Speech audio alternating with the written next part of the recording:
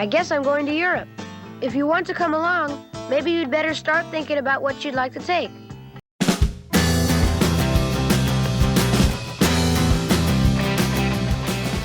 Hello everybody, welcome back to the channel. Welcome to the channel if it's your first time. This is an announcement video of an event that's now going to be in its third year, which is very cool. And I feel honoured to say that I am one of the co-hosts that have been in it from the beginning, which is great. Last year, I think I dropped the ball a little bit with it and was involved, but not as involved as I feel like I should have been, or as involved as I was in the first year, or how much I want to be involved this year. So what am I talking about? I'm talking about the Historathon. So the Historathon is a year-long event, year-long booktube event about reading books that are non-fiction history books. It's a way to celebrate history, to celebrate the huge range of things that you can read in history books, and all sorts of different countries, all sorts of different periods, all sorts of different events and parts of social history, military history, economic history, political history, all sorts of different angles you can go down. And collectively, us co-hosts, led by the person that created the event, Vin at Revenant Reads, all of us try to collectively sell the idea of reading history and give you recommendations, talk about some of the things we've read, and generally spend a year doing our bit to spread the idea of reading history books. And what we do is we break the year into 4 quarters. And these 4 quarters are periods in time that are what we read in that period for the event. So if you want to get involved in this, and it's a great way to dip your toe into history if you just are not used to it and you want to just give it a go, or delve a lot deeper if you already had a history of reading history and you want to do it more. So, there's all sorts of ways you can go into this. Either you can read some popular history books, or you can read some academic history books that are much more in depth, up to you. So what are the 4 quarters? So the first quarter is obviously January, February, March. And it's the prehistory period up to the year 500. So the prehistory period, you can look at the ancient Greeks, the ancient Romans, you can look at the Egyptian period, you can look at prehistory, you can look at Neanderthals, and the kind of development of man. Last year, I stretched the point to a bit where some people didn't really like it in the comments comment section when I went and I read about dinosaurs, which was very cool. But for me, that was reading prehistory. Someone said it's natural history. Yes, natural history. But anyway, that's something you may want to look at. So from prehistory to the year 500. And the year 500 is quite a nice cut-off point for the first quarter, because things start developing, and there's very much some examples already of modern civilization being alluded at in different countries by this point. So it's quite a nice way to do the first cut-off point.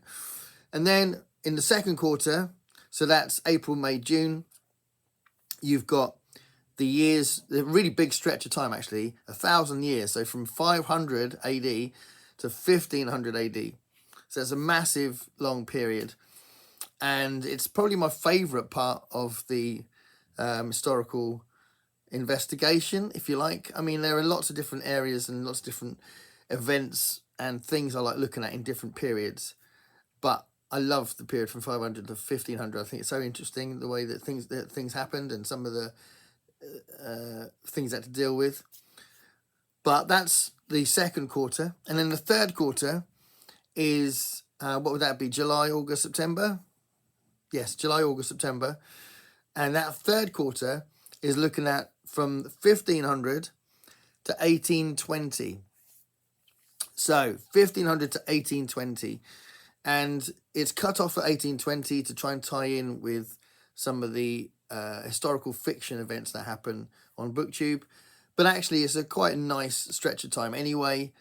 and it could be 1840 or 1860. If it was 1860, then that would be interesting, because there's a sense of some European countries becoming amalgamated into one big country around that time. But anyway, from 1500 to 1820, you get the third quarter. So clearly, you've got the rise of imperialism, and you've got the Industrial Revolution. You've got all sorts of things happening in the 17th and 18th centuries, and beginning of the 19th century. And then the last quarter, the October, November, December period, you've got 1820 to the present day. And loads happens in that period, and there's loads of things you can look at, and lots of different directions you can go in as far as nationality and ethnicity and country, continent, whatever you want to look at. Okay, so I want to talk about my approach last year, my sort of the way I dropped the ball, but what I did read, and actually just historically what I've done with this, and the fact that I'm going to kind of continue in a similar vein next year, but possibly the year after, if we do it for a fourth year, I'll probably have a different approach, which I'll try and preempt in a minute. But I just want to say that up until recently, up until the middle of last year, I was the only Brit in this collection of co-hosts, and Vin, who created it, is American, and most of them were Americans, and there was a lot of interest in the American Civil War and American history amongst the group, and there was a lot of interest in Vikings and Celts as well. But I tried to I mean, to be fair, this wasn't deliberate, but I ended up talking quite a lot about British history and European history, as I am British and European, so therefore I had that kind of instinctive interest. I've also got an interest in other continents as well, but that was where I kind of had a lot of my focus on that. And then actually my video I did on recommended books on British history has been quite a popular one for my channel. So if you do have an interest in that, you might want to look at that video that I did 2 years ago or something on history books about Britain. So now Debs from Rain and Read Stuff is now a co-host, and Deb's channel is brilliant, and she's got a great way of talking about books, so I'll definitely recommend her channel. I'm going to put all the co-hosts down below. They're all brilliant. One of the ones that well, they're all I'm not going to single out any one of them, actually. I think they're all doing such great stuff, and they're all, you know, just check out the videos. They're awesome. So I'm going to put them down below anyway, and I'm going to show you what I'm going to be looking at next year. But another thing, before I look at those books, I want to talk to you about another thing I'm doing on the channel. So David Wiley started a series of videos on his channel, which was called Bookshelf Essentials, and it was some of his favorite fiction novels. And I decided I'd take that up, but actually do it with a Historathon focus. And coming up on the channel is a bunch of videos that I think is 20 videos. I think I picked 20 books, 20 recommended history books as part of the Bookshelf Essentials. So Bookshelf Essentials on the history shelf. So that's the idea. So that's coming up on the channel anyway. That starts in January. So the first one of those, and it's actually my favorite. I start with my favorite history book. That starts in January, and they will appear every month. So that's one thing that is a Historathon base that's going to be appearing on the channel anyway. But I'm also going to be delving back into the books, and I'll show you some of the different focuses I'm going to take. I was doing the Read What Your Own challenge. That finishes in about a week for me. But because I was doing that, I thought rather than talk about the same books I've talked about before, I went to my awesome central library and got out a bunch of books I wanted to talk about. Incidentally, I also got a leaflet about the library, and I asked them if they had a leaflet because I wanted to do a video about libraries in general, which, if you are interested in that, let me know in the comments because I would like to do it. But what I think is just awesome about Portsmouth, my city, is there are actually 9 different libraries in Portsmouth. And I don't know if one of them is a different name for the university library, but it might have even been mentioning the university library, which is huge. I really miss going in there. When I went in there as a student, it was amazing. So there might even be 10. I'll have to check out to see if possibly the Carnegie Library is actually the university library. It might be. That's kind of where it is, so it could be. But that's pretty cool, isn't it? Even if that's true, that's 9 libraries in Portsmouth. It's it's that's my city. It's an island that connected by 2 roads, but it's the bottom part of Britain. The Isle of Wight is around here somewhere, and Hailing Island is over here, and France is over here. So anyway, I've talked about Portsmouth before, and I would like to do a video about Portsmouth's libraries. But yeah, I thought I'd just mention the fact that we've got loads and loads of libraries. So I went into the main one, the big one, and I've got a bunch of books out that I wanted to talk about. And this is kind of my a lot of my focus. Because just using these to talk about my focus. But also, because I'm together about now, and some of them relate to later on in the year, what I have to do, because I can't renew them forever, I'll have to take them back to the library and hope they're still there when I come back in August, September, October time to get them out again. So we'll try and that. But let's have a look at what I've got here. So first book here, The Celtic Revolution. So this looks like a really good book about the Celts. So this one at the beginning here says, a little bump, it says, if you could go back in time, what would the Celts be like? Today we think of them as a mysterious fringe people doomed to extinction. Some historians even question their existence. But in this riveting guide to 2,000 forgotten years, Simon Young uses the latest research to show how pivotal the Celts were to the modern world. On this entertaining voyage, the reader will visit the hills of ancient Rome in the company of violent Mohican Celtic warbands, the foes most feared by the Romans, pass into Dark Age Christendom where Celtic monks fought local lords to save Christianity's last stand in Europe, and witness their peculiar customs of curses and talking to animals, and move on to later medieval France, Germany and England, where the ruthless Celtic vagabond hero Arthur was to become the most potent mythical king of Britain and Europe's aristocracy, spelling the end of church domination and planting the seed of free love. So this appears to be quite a subjective and possibly controversial book about the Celts. So we'll see. So the Celtic Revolution is there. And also another one I've found, which is one of those Oxford University Press books. So it's an academic book, From the Vikings to the Normans. So I know that this is quite a popular thing for the Historathon co-host to look at. But this is by Wendy Davis. And it's quite packed with stuff, but it's got a subheading, Short Oxford History of the British Isles. But I think it's a very academic look at it, so it should be really good. So From the Vikings to the Normans. So that's all for the first quarter. And also another thing, this is a book that I've looked at before, but not very comprehensively, and I want to look at it again and look at the early period in particular, and look at the history of Wales.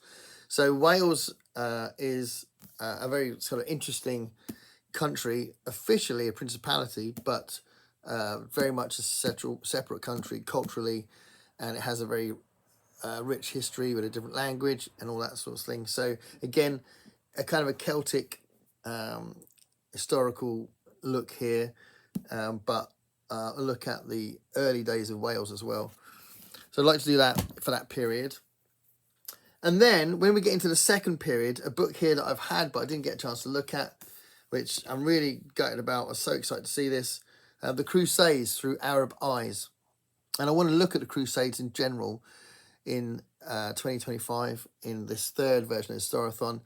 And this is a good place to start, I think, the Crusades Through Arab Eyes.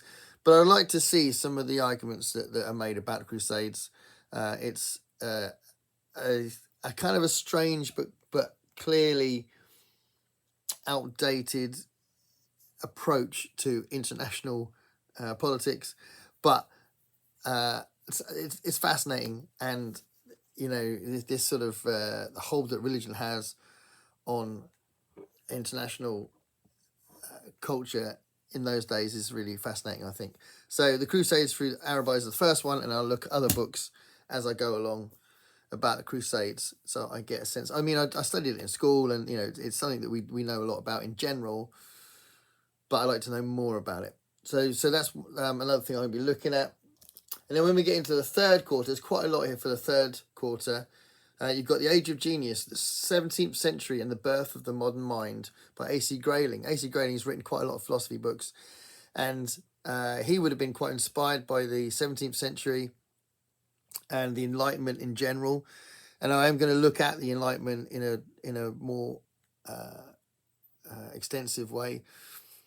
And there's so much you can look at, so I'll be looking at it from different angles. Hopefully, that's my plan anyway for 2025, to look at the Enlightenment in a more general way, and look at some of the new philosophies and ideologies and different approaches to society that came out during the Enlightenment.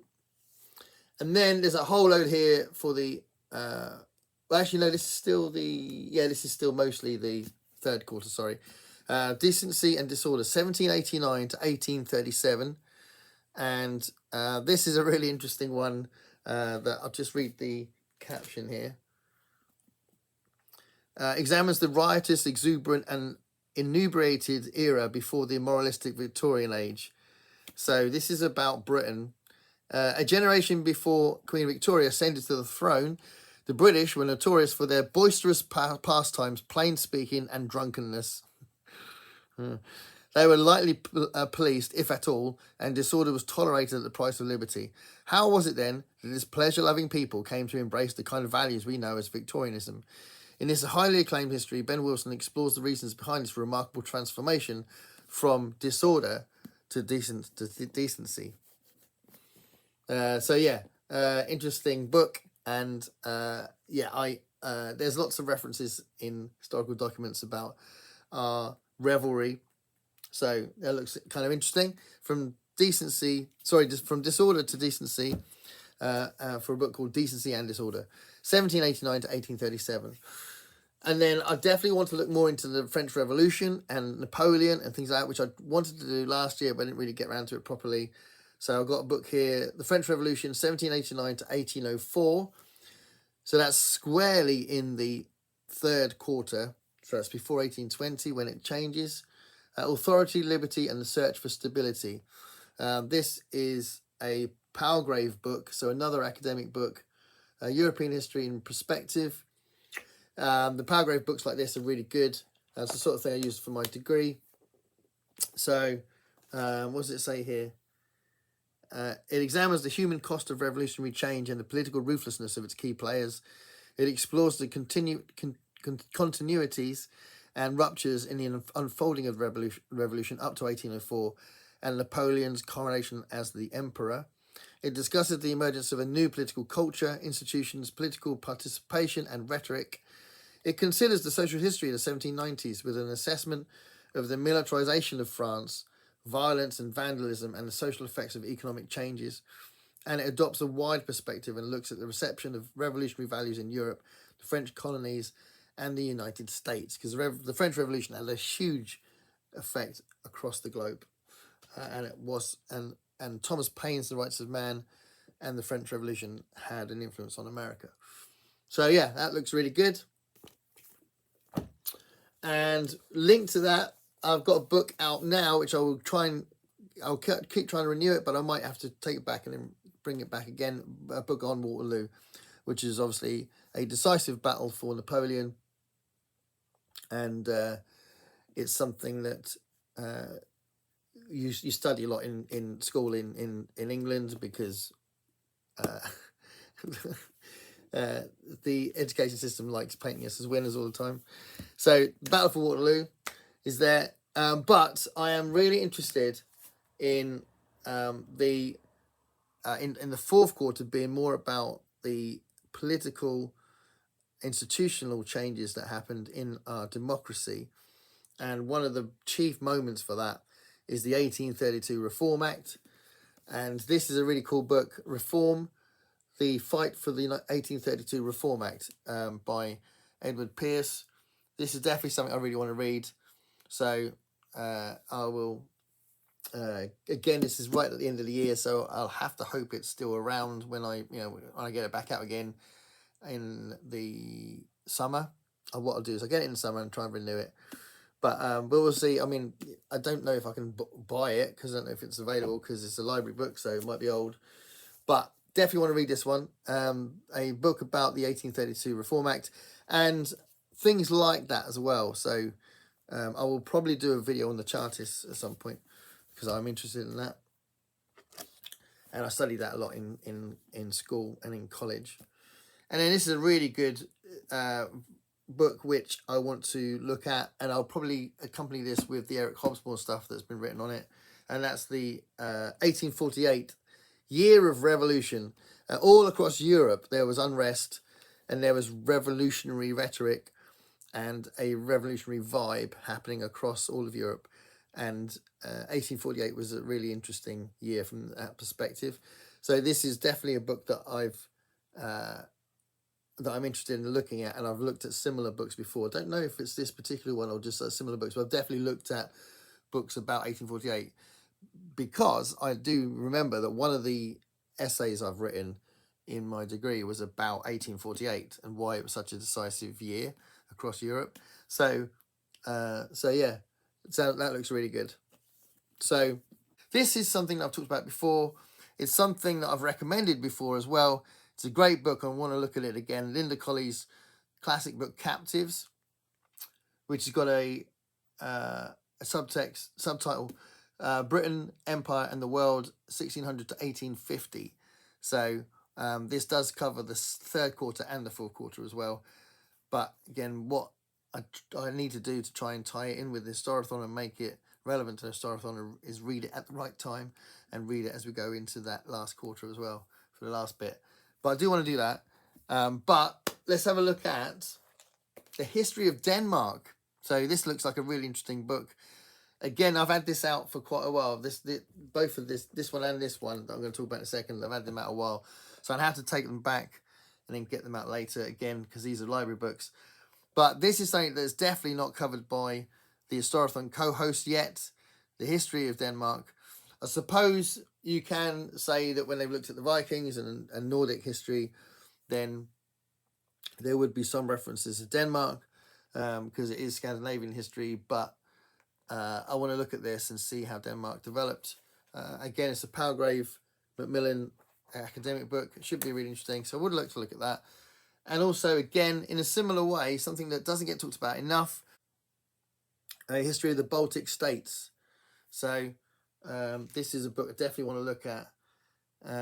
Estonia, Latvia and Lithuania have been the battleground for neighbouring powers and the site of intense rivalry, but also interaction between East and West. His history of the Baltic states masterfully traces the development of these three Baltic countries from the Northern Crusades against Europe's last pagans and Lithuania's rise to become one of medieval Europe's largest states, to their incorporation into the Russian Empire and the creation of their modern national identities. So this sounds really good. Pays particular attention to the tumultuous 20th century during which the Baltic states achieved independence, but also endured occupation by both the Soviet Union and Nazi Germany, and finally explores how the Baltic states recovered their statehood and transformed themselves into members of the European Union. Yeah, it's one of the first English language books to provide a comparative survey of Baltic history. So yeah, I think that looks really interesting. So I'd like to read that as well, so I need to go back to that afterwards. But in the meantime, lots to look at, lots to be excited about. It's a really interesting event. If you're interested in joining in, please comment below. Look at the other channels that I recommend in the description. And let's have a very enlightening 2025. Stay curious, everybody.